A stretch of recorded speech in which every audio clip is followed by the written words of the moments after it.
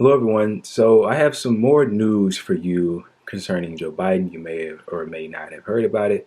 So it doesn't seem like he's as gung-ho as we may have previously thought when it comes to passing this stimulus for the people and overall COVID relief bill.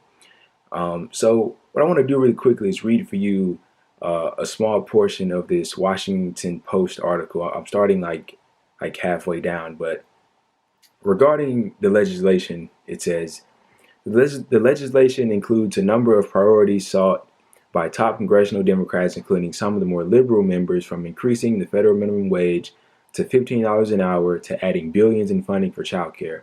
Biden calls for increasing federal employment benefits from $300 per week to $400 per week for millions of jobless Americans. Oh, wow. Instead of $300, you get $400. That's great. I'm glad that people are getting more money, but it's still not the original $600 that they got at first, because that's way too much. You know, fucking peasants getting $600 a week. What the fuck? But look, I'm glad they're getting more than 300. The benefits would be extended through September, preventing millions of people from losing their jobs, their jobless aid in March, as would occur under the current law. So the current $300 a week is set to end in March. They want to extend it through September, which is good. Biden's plan states that he will also work with Congress to link the level of unemployment benefits to general economic factors, aiming to implement automatic stabilizers long sought by Democratic policy experts. These measures would require the federal government to automatically increase benefits when the unemployment rate spikes, meaning federal support could not be contingent on Washington gridlock. As expected, Biden's proposal would also increase $2,000 per person the stimulus payments approved by Congress in December, which had been $600 per person. Trump enthusiastically endorsed the $2,000 stimulus payments, as did congressional Democratic leaders. But many Republicans opposed the idea. Biden's plan would also expand eligibility for the stimulus payments to families where one parent is an immigrant, as well as two adult children claimed as dependents on their parents' tax returns. Both categories were excluded in the last relief packages due to GOP opposition. About 3.5 million adult dependents were excluded from the checks as a result, including millions of disabled people. A major expansion of tax credits is also included in Biden's proposal, both for children and lower income workers. Now, I want to skip down a little bit here. So it says, Biden, however, and this is what we're going to talk about, wants to try for a bipartisan majority on his first bill. Democratic aides say that if Republicans do not appear willing, to cooperate, they can shift gears quickly and move to budget reconciliation, the procedure that would allow them to pass legislation without GOP votes. That was the process Republicans used to pass their big tax cut bill after Trump took office, and that President Barack Obama used for the Affordable Care Act. The Senate will be divided 50-50 between Republicans and Democrats in the new Congress, giving Democrats control of the chamber because Vice President-elect Kamala D. Harris will have the tie-breaking vote. Democrats 222-211 majority in the House is the narrowest for either party in years. Now, it's that narrow because some of the Democrats or congressional Democrats are going to Biden's cabinet, so those seats will be vacated as a result. But do you see what's going on here? And I want to read to you something here that Tom Daschle, I guess how you say his name, former Senate Democratic leader, he says they need to give Mitch McConnell reasons to be cooperative. When in the fuck has this man ever been cooperative?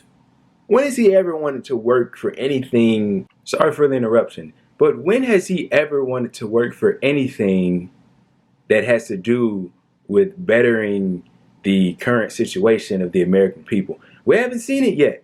All it is pleasing his corporate donors, giving the military-industrial complex more money, so on and so forth. He hasn't pivoted from that, and I don't know why they expect him to do now. This weird notion from the Democrats that the Republicans are somehow very reasonable people and are very willing to understand their cause, and that they'll seriously consider it and come to a conclusion that they think is fair is so utterly ridiculous and outlandish and just overall stupid. It's just idiotic and it's so delusional. I don't know where they get this from that, like the Republicans beside Trump are just so, these such reasonable people that they can work with. Like he wants to try bipartisan support first. He could, because he doesn't want to force a bill through without the support of the Republicans. Last time I checked, Mr. Biden, when a certain party is elected, they push their agenda. That's how this works. You think the Republicans cared to consult the Democrats when they were cutting taxes for the wealthy? Now, some Democrats would agree with that tactic because they're corporatists and they're corrupt and they shouldn't be in their positions. But did they consult you when they were doing their legislation and passing their laws and what have you? No, they didn't, because they had majorities everywhere and they knew they could do it, and so they did it. It doesn't make sense to me why they are even considering this. Just do the vote in a way where, as I just highlighted, majority rule would get the bill passed and get people the direct relief they need without all the charades and the nonsense and the need for unity, as he calls it. If they don't want to help the situations of the struggling people of this country, then fuck the unity shit. It needs to be scrapped right now, quick, fast, and in a hurry. And we'll roll right over you and we'll help this country in the process, and people will support you as a result of that. Because if you go in with this mentality, I'm telling you, it won't spell out good things for the Democrats in the future. And it goes back to the video that I just made about Joe Biden. We need a strong, principled Republican Party. And remember when he was saying like, oh, one party shouldn't rule and shouldn't, have so much power and what have you. Well, if that one party is the party of the people and the other party isn't, I would argue the exact opposite. Look, man, I hope they get this bill passed because every time Joe Biden seems to open his mouth, he kind of pisses me off and he makes me think otherwise. But hopefully I'm wrong. Hopefully this bill gets passed and the people can get the direct relief that they need.